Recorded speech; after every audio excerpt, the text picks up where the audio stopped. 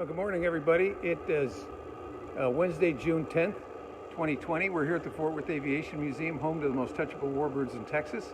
And I'm here again this morning with Garry, Goff. I'm back. And Gary's back, and Gary's got a lot to say about this airplane here this morning. Hi, Todd. Good morning. So, but we're going to get right to our subject for today, which is the OV-10 Bronco. Hey, Bart, glad to have you with us.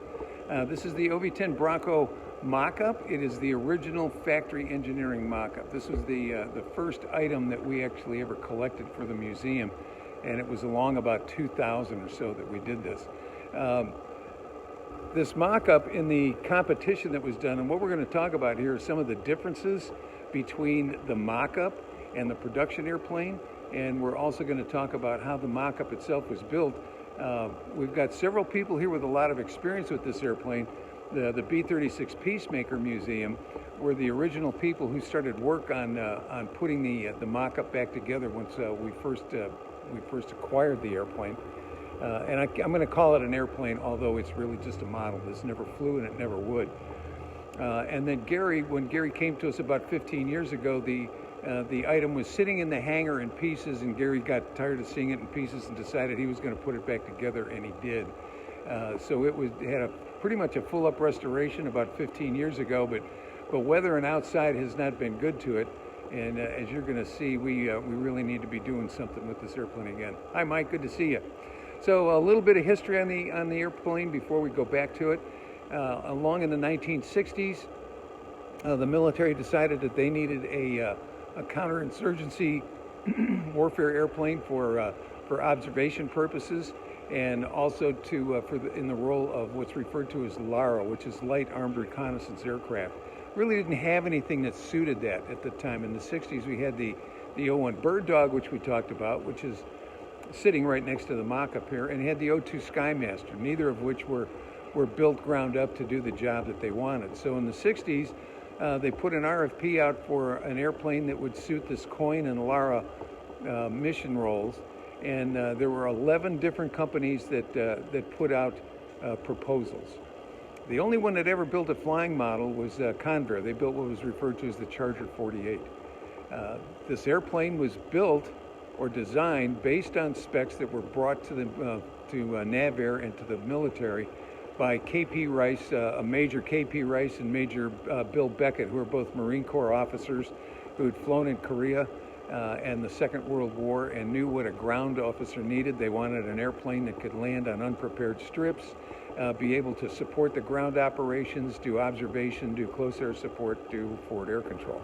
And what's so interesting about these guys is that they're just normal, everyday guys that were combat veterans that understood the concept, and they just drew it up on a tabletop and came up with the idea of what we're seeing right now, which goes to show you that you don't need a big, gigantic corporate department to come up with these ideas. If you have an idea and you're willing to work for it and you're willing to push it, you can get something like this built. It's amazing what we can do here in America with these kind of, the intensity that it takes to build something that you believe in and then get it built for the rest of us, because I sure love this airplane. Well, what Bill and KP also found is that the establishment of the Air Force and the Navy, and even the Army to some extent, didn't like the idea that this thing was not invented there. You know, that whole syndrome. And so they took the original design that Beckett and Rice had, which was an airplane that was actually about half the size of what we're looking at right now, and kept on putting more requirements on it. It needed to be fully capable of night and instrument landing. It had to have a lot of radios. It had to have a lot of things. It had to be a STOL airplane. So they kept putting more and more requirements on it because literally they wanted to be able to blow the airplane up so that it wouldn't be designed. So at any rate, North American comes up with this design and won the competition, even though, as we've heard from people who were involved, they didn't think they were going to win. They didn't think it was North American's turn. And Convair had a flying operating airplane.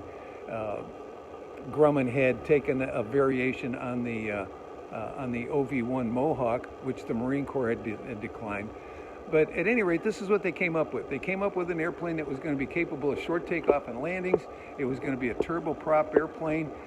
It was going to be able to do full STOL operations, land anywhere on fields, on grass, on concrete, on highways, and that was the idea. It was also had a role to be able to do helicopter escorts and medevacs.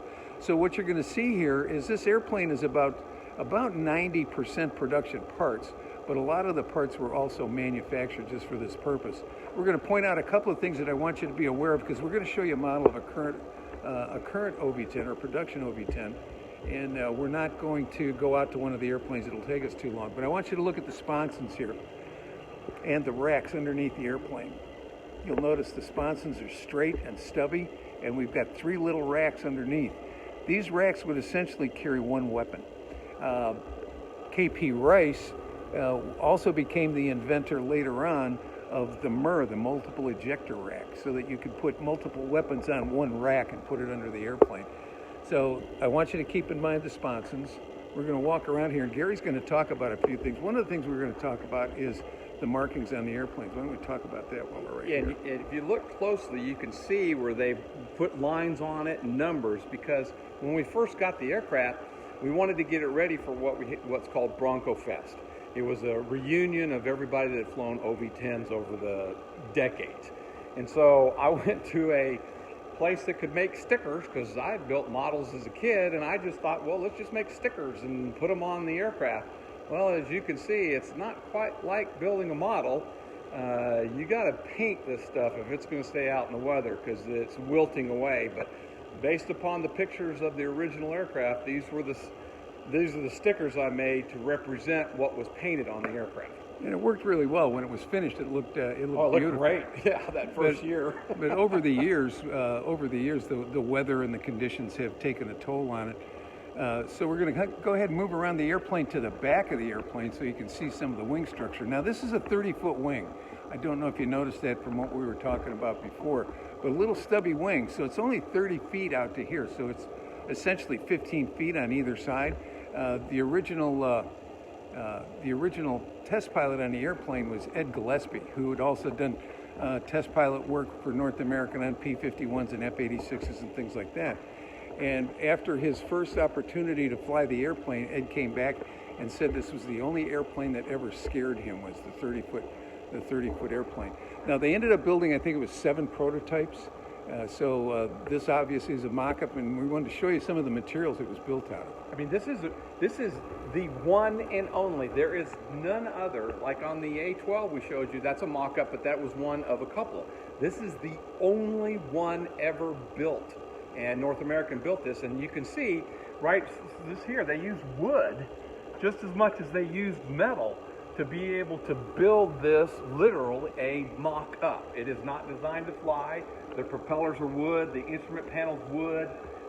There's wood all over this, and when we get around to the other side, we'll show you the original tires, which were wood, because it wasn't designed to do anything. It was just to sit in a hangar so people could get an idea of what the aircraft was going to look like. And it wasn't even designed to sit on the wooden wheels. It was designed to sit on jacks, just so people could look at it and get inside and look at the cockpit. Now, the mock-up, the way they built this, you can see that the flaps are down here, and we've got a little stubby aileron here and a trim tab on it. The mock-up was built so that it had functional control surfaces on half of the airplane.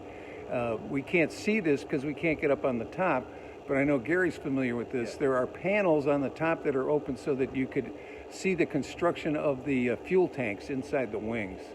So there was a lot of detail here, and due to the nature of the competition and wanting to get an airplane in service quickly, remember this started in '63, and then by '65 the first flight took place of the OV-10, and by '68 it was in service with the Marine Corps, and shortly after that with the Air Force. So this connection. Oh, we got it back. Okay, we got it back. Panic. Yeah, alarm bells are going off. So one of the things that North American did to try to make this quicker was that they took the electrical system right out of the F-86 and put it into the OV-10 Bronco. You'll notice tri-service on the tail, and the tri-service was because this was a Navy, Marine Corps, and Air Force airplane.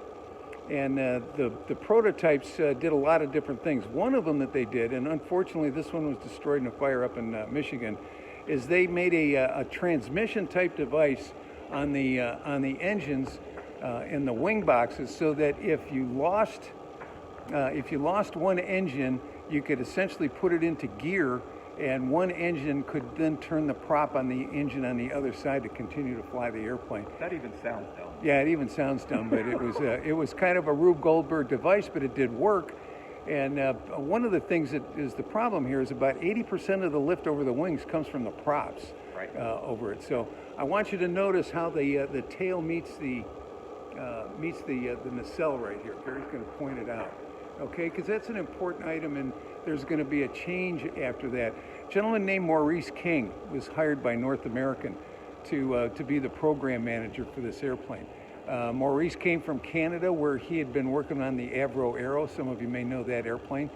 And he came out here for Bronco Fest a few years ago and was amazed that this item still existed. He didn't know it was still in existence.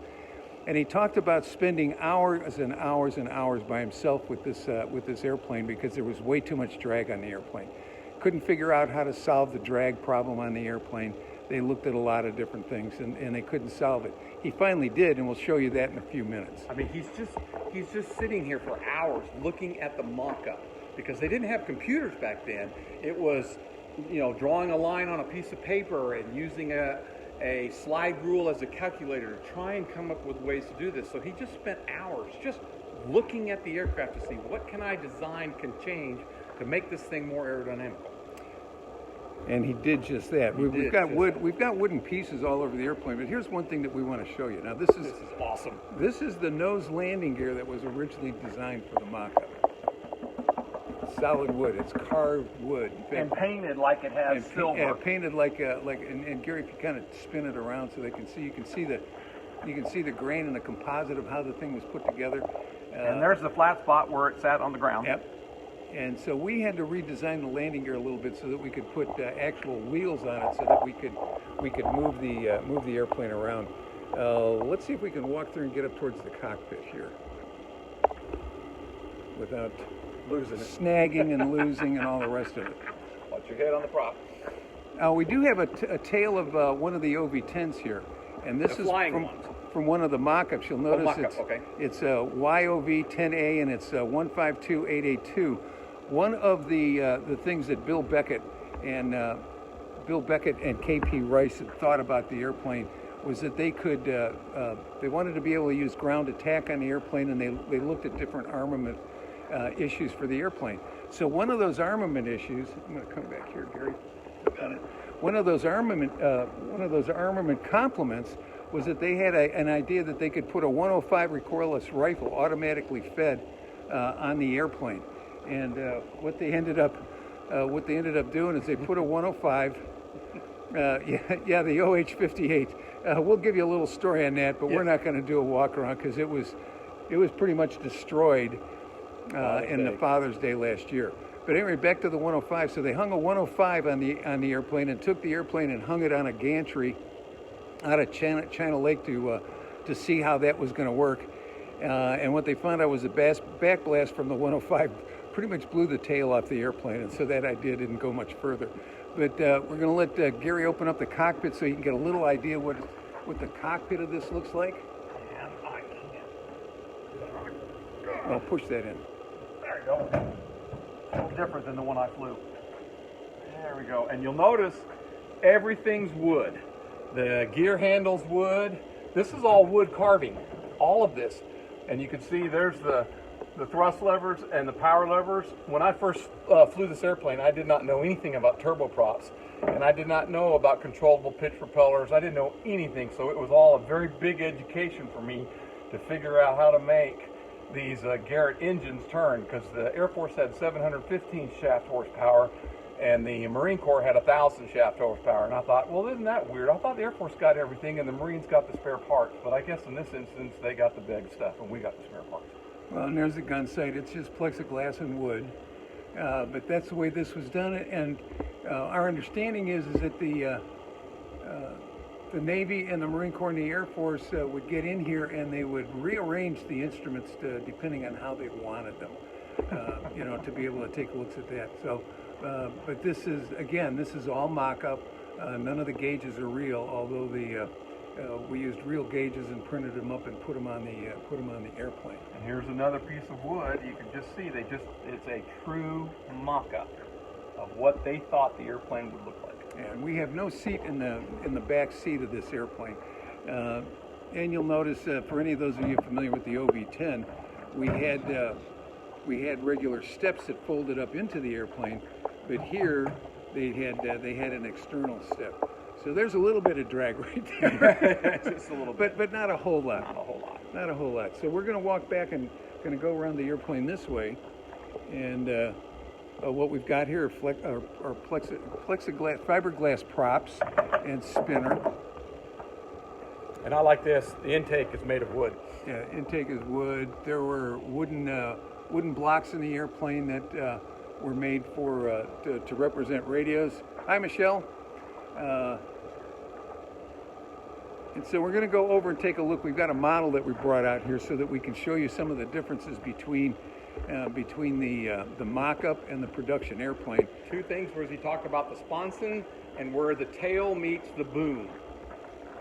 So we're going to talk about the Sponsons first.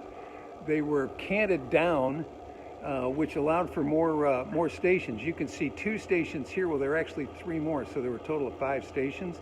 And they were still looking for some type of forward-firing weapon like a P-38 or an F-86. So they put essentially 2.75, or I'm sorry, 7.62 M60 machine guns on it. In the Marine Corps, we often carried a 20 millimeter cannon in the nose or underneath on the center line. Hi, Doc. Good to see you. One of the other big advances was to extend the wings to a 40-foot wingspan. Because the other one, the original mock-up, was only this. Yep. So they actually extended it and made it much more stable. Much more stable and gave it a lot more capabilities, lift, and everything else. Now, the one thing, and this was the thing that Maurice King said that he spent hours and hours and hours trying to figure out the drag, is right there. It's like a little fillet between the nacelle and the wing on the airplane, and that reduced the drag sufficiently for it to be able to work the way they wanted to. And I will tell you that when Jim mentioned that 40% of the lift comes from the propellers with the wind going over the wings, when I had an electrical problem on an aircraft when I was flying in fingertip formation and kind of smelt smoke and a fire, and the engine, except the right engine, actually the propellers went to flat pitch. So you can imagine a spinning propeller where the propellers are flat as opposed to aligned with the airflow, that it literally rolled the airplane upside down before I even knew it, and I was headed straight for the ground in the Netherlands. And so these propellers provide a significant amount of lift, because when you lose one, you know the difference. It makes a huge difference. And Mike James got a question that says, gun pods in the station stores. Yeah, we put a 20 millimeter gun pod on the center store in the Marine Corps. And we flew with a centerline tank because they wanted us to stay airborne longer. So, and then one of the things that you can't see here on the model or on the mock-up itself was the Aileron system was designed to work with standard ailerons, but also with spoilers. And the little spoilers would pop up on the top of the wing, so that would add to the roll rate of the airplane and the capabilities. It was also an ice trap on some of them. But the thing gave you the capability that at max speed, which was 325 or 350 in a dive, if on a good day, you could still turn the airplane with a 500-foot turn radius, which was really amazing. Really tight. And then the other thing that we didn't mention, but we've mentioned it on the walkarounds itself, is the visibility that was capable with this airplane. It was designed to have a lot of visibility, so the canopy is bowed so that once you're inside the airplane and you're looking over the edges, you can literally see underneath the airplane. So so that was made huge in terms of capabilities for observation. And this is the first aircraft, much less military fighter aircraft, that I had ever flown that you can see where the canopy comes down and meets the rail, that you can see where your legs would be on the seat. So basically the canopy came all the way down to your hips. So you had all this visibility to be able to see everything, and you need to when you're doing a close air support mission with multiple sets of fighters. So here you can see the bowing of it, the bowing of the canopy. And that was another thing. You know, you can kind of tell what airplanes are built for based on what the canopy looks like. For instance, on an F4, the canopy rail's at your shoulder. So it's a fighter.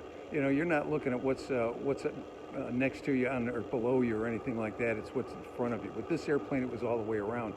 In fact, when they did the Combat Dragon 2 test and evaluation, and they were looking at Tucanos and AT-6s, they came back to the OV-10 time and time again. One of the reasons primarily was because of the visibility of the airplane. Not only can you look straight down, but you can almost look to your 6 o'clock. It is wonderful. And last but not least, don't forget, the tail is designed with the two booms and so high up off the aircraft, which is kind of weird because you don't normally see that in airplanes. But if you think about it, remember COIN, counterinsurgents mission, which meant that they could put 4 fully dressed Marine paratrooper special forces in the bay of the aircraft, take off that back cone, and the paratroopers could literally fall out of the airplane and go do their special forces mission, and we could deliver them on target and leave. And that's the reason why the tail's so high, so you could get those guys out of the airplane. The secondary idea was so that they could put a 6x and drive it up behind the airplane to unload. The bed of the OV-10 and the bed of a 6x truck are at the same level, so things could be slid right back and forth between them.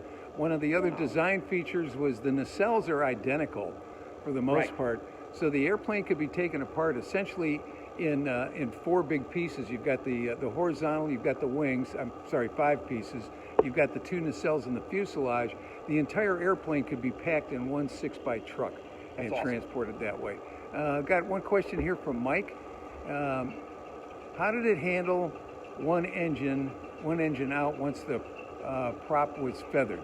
And it's so funny, when the prop was feathered, I was 23, 24 years old, and it was so funny. Whenever I turned into the dead prop, the propeller would start turning because of the air loads on it. I thought, oh, that's pretty cool. As I'm diving down to the ground and about to die, shows you where your intelligence is sometimes. But it flew fairly good. The problem was, as soon as you put that gear out, I lost 10 knots almost immediately because of the drag. And that's a big difference when you're flying an airplane like this to try and land it. But other than that, it handled fairly well. I was surprised. It's not like a jet-powered aircraft that has a non-centerline thrust where you have to have a whole lot of yaw in the airplane. It seemed fairly simple, if I remember correctly. Hi, Winnie. Good to see you. I was a post-maintenance check pilot on these, and we would routinely, when we would go up, we'd shut down an engine and fly the airplane that way. It had counter-rotating props. Yes, that's right. So that was huge. I mean, the whole thing was you can't turn into the dead engine. Well, you could with this airplane. And the counter-rotating props, the engines were the same, but they had a device that was put on the front of the engine so that you had the same engine, it operated the same way, but it made the props turn differently. So the big clock on the wall says we've actually been doing this for about 25 minutes. And there's so much more to talk about. Yeah, there's so much more, but we thought some of it's true too. Yeah, right. Some of it's actually true. So at any rate, we wanted to show you this airplane. It's one of the last of the airplanes that we've done a walk around here. We're going to go back and do more walk-arounds on some of the same airplanes, but we're going to bring out crew members or pilots to be able to talk about their experience with that specific airplane. We've got some other ideas about videos to go out to some of the landmark sites here around North Texas and show you those sites and tell you those stories. And we'll give you a quick look at our OH-58. It doesn't look too bad from this side, but let's take a quick walk around and we'll show you what the problem is. We are looking for a replacement, and hopefully that will happen before too long. But when the microburst hit, this is what it did to the airplane. It completely bent the frame, destroyed the canopy. It broke the skids. So this bent the doors, and it's really too much, and there are no jigs to be able to fix this. So we're looking for another airframe, an OH-58. We've got good stuff here, so we're looking at making one airplane out of the two. Because this was our most photographed aircraft in the state of Texas. Yeah, we've had this on a trailer for years, and we figured out that it's probably the most photographed airplane in Texas. So many people have been in and out of this thing. It was great. Yeah. We know the last year we had full service with the airplane, which is 2 years ago now. 42,000 people sat in this airplane and had their picture taken. So Awesome. Yep. Okay, So if you're a Cobra guy, you remember the Cobra briefing? Anybody remember what these things are for? Oh, yeah, that's for taking down power lines. Yep. That's the scissors. Virtually every helicopter's got one of those things. So Which means they fly real low to the ground. yeah. So one more look at the tail over here. A lot of the work with the prototypes was done at China Lake, and that's where this tail came from. But again, from the Fort Worth Aviation Museum, home of the most touchable warbirds in Texas, Gary and I'd like to say thank you. We are open Saturday. Yay! Yes. Yeah, cable cutter, James. Yeah, that's it. There you go, cable cutter. And GSA had a few. The problem with the airplanes we're finding with GSA is now being allowed to, the people who have airframes with GSA are being allowed to cannibalize the airplanes. And so we're finding that the pictures that they're putting online are not what the airplane looks like. Most of the time the interiors are completely taken out of them. The tail booms will be gone. The glass will be gone. The doors will be gone. So we're having a real hard time finding a subject aircraft. We've got a couple that we're tracking, and we'll see how that goes. But for now, we'll be open again Saturday from 9 until 2. We're looking at some ways to be able to actually open up the museum itself. Hope you've had a chance to maybe look at the Clio, the app. And so glad to have Gary back again today. So y'all come out and see us. Yes, hopefully so. Otherwise, we'll be back on Saturday. And what we're going to do on Saturday, we've had a request for this to go back into the RF-8 simulator. Yes. So we're going to go back into the RF-8 simulator, plus we're going to open up our mobile simulator and show you the difference between 1950s simulator technology and virtual reality simulator technology today. So thanks again for being with us. Have a good week. Stay safe.